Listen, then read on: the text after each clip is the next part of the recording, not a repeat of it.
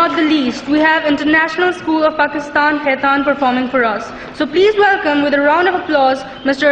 Hassan Faraz. Hassan Faraz, International School of Pakistan, Khaitan سے.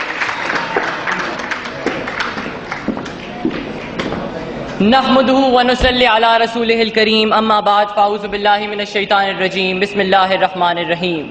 مشکل تھے راستے آسان ہو گئے، دشمن یہ دیکھ کر حیران ہو گئے. رکھا میرے نبی نے دنیا میں جب قدم، پتھر بھی کلمہ پڑھ کر مسلمان ہو گئے. السلام علیکم ورحمۃ اللہ وبرکاتہ. میں آپ کے سامنے اس مختصر وقت میں محبت رسول جیسے مقدس عنوان پر گفتگو کرنا چاہتا ہوں. معزز سامعین، اس دنیا میں ہزاروں لوگ ایسے گزرے ہیں کہ جن کو نہ تو ہم نے دیکھا ہے، نہ تو ہماری ان سے کوئی رشتہ داری رہی ہے، اور نہ ہی ہمیں ان سے کوئی مالی یا جانی فائدہ حاصل ہو رہا ہے، لیکن اس کے باوجود ہم ان سے محبت کرتے ہیں، ان سے عقیدت رکھتے ہیں اور ان کے تذکرے بھی کرتے ہیں. لیکن کیوں ہم ان سے محبت، ان سے عقیدت اور ان کے تذکرے ان کی خصوصیات اور کمالات کی وجہ سے کرتے ہیں؟ جیسا کہ ہم حاتم طائی سے محبت کرتے ہیں، ہم حاتم طائی سے محبت اس کی سخاوت کی بنا پر کرتے ہیں. ہم نوشیروان سے محبت کرتے ہیں تو اس کے عدل و انصاف کی بنا پر. ہم فردوسی اور سعدی سے عقیدت رکھتے ہیں تو ان کی علم و حکمت کی وجہ سے ان سے عقیدت رکھتے ہیں. ہم مصر کی کلیوپیٹرا کا نام لیتے ہیں تو اس کے حسن و جمال کی بنا پر اس کا نام لیتے ہیں. لیکن کیوں اگر ہم ان لوگوں سے ان کی خصوصیات اور کمالات کی وجہ سے محبت کر سکتے ہیں تو ہمیں نبی پاک صلی اللہ علیہ وسلم کی ذات سے محبت کیوں نہ کرنی چاہیے جو ان کمالات کا مجموعہ تھی؟ اور یہ بھی ایک حقیقت ہے کہ جو ان لوگوں میں کمالات پائے جاتے تھے وہ کامل نہیں بلکہ ناقص تھے، اور میرے پیغمبر کا ہر کمال کامل تھا. میں حاتم طائی کی سخاوت سے انکار تو نہیں کرتا، لیکن حاتم طائی کی سخاوت میرے رسول کی سخاوت سے بھلا کیسے مقابلہ کر سکتی ہے کہ جس نے دوستوں کو بھی فائدہ پہنچایا، جس نے دشمنوں کو بھی فائدہ پہنچایا، جس نے ظاہر کو بھی مالا مال کیا، جس نے باطن کو بھی مالا مال کیا، جس کی سخاوت کا سلسلہ اس کے جانے کے بعد بھی اس دنیا میں جاری ہے. وہ دنیا میں بھی نوازتا تھا، آخرت میں بھی اپنی امت کو نوازے گا. میں نوشیروان کے عدل و انصاف سے بھی انکار تو نہیں کرتا، لیکن نوشیروان کا عدل و انصاف میرے رسول ہاشمی صلی اللہ علیہ وسلم کے عدل و انصاف سے بھلا کیا نسبت رکھتا ہے کہ جس نے عرب کی ظالمانہ ماحول میں عدل کے میٹھے چشمے جاری کر دیے اور جس نے یہ تک کہہ دیا کہ میری بیٹی فاطمہ بھی اگر چوری کرے گی تو ہم اس کے بھی ہاتھ کاٹ دیں گے. میرے دوستوں، ہم مصر کی کلیوپیٹرا کا نام کیوں لیتے ہیں؟ کیونکہ خاک و آسمان سے اور ذرے کو پربت سے بھلا کیا نسبت ہے؟ میرے پیغمبر کو مقابلہ تو مصر کے وہ حسین بھی نہیں کرتا جس دیکھ کر چند عورتوں نے اپنے ہاتھ کاٹ لیے تھے اور ان کے ہوش و آواز گم ہو گئے تھے. کمال حسن یوسف پر فقط عاشق زلیخا تھی، خدا خود جس پہ عاشق ہے وہ صورت ہے محمد کی.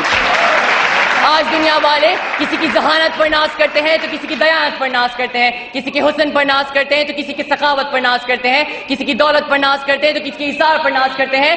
تو میں اس نبی پر ناز کیوں نہ کروں جس میں یہ ساری خصوصیات پائی جاتی تھی؟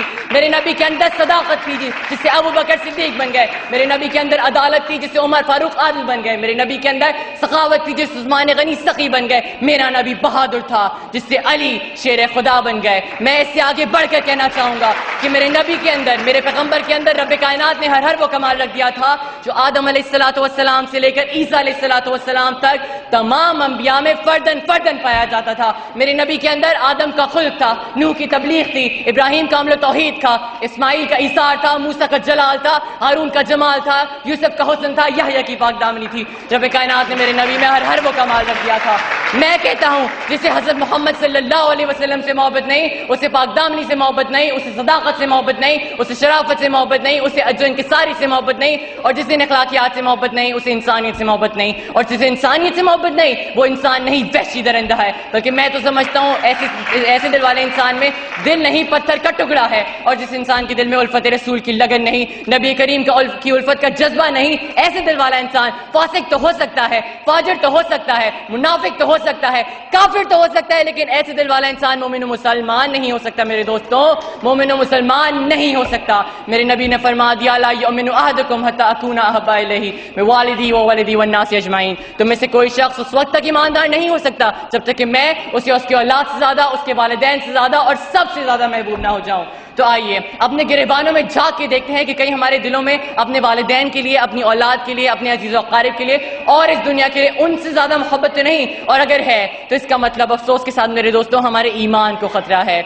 میرے پروردگار نے بھی فرما دیا اور جو رسول تمہیں دے اسے لے لو اور جسے منع کرے اسے چھوڑ دو. آخر میں صرف ایک بات کہنا چاہوں گا کہ تمام بیرونی طاقتوں کو ہم سے ٹکرانے سے پہلے یہ بات کبھی فراموش نہیں کرنی چاہیے کہ ہم مسلمان ہیں. ہماری رگوں میں خون کے بجائے محبت رسول گردش کرتا ہے. ہم دین محمد کے وفادار سپاہی مر جائیں گے ایمان کا سودا نہ کریں گے. وآخر الدعوانا الحمدللہ رب العالمین.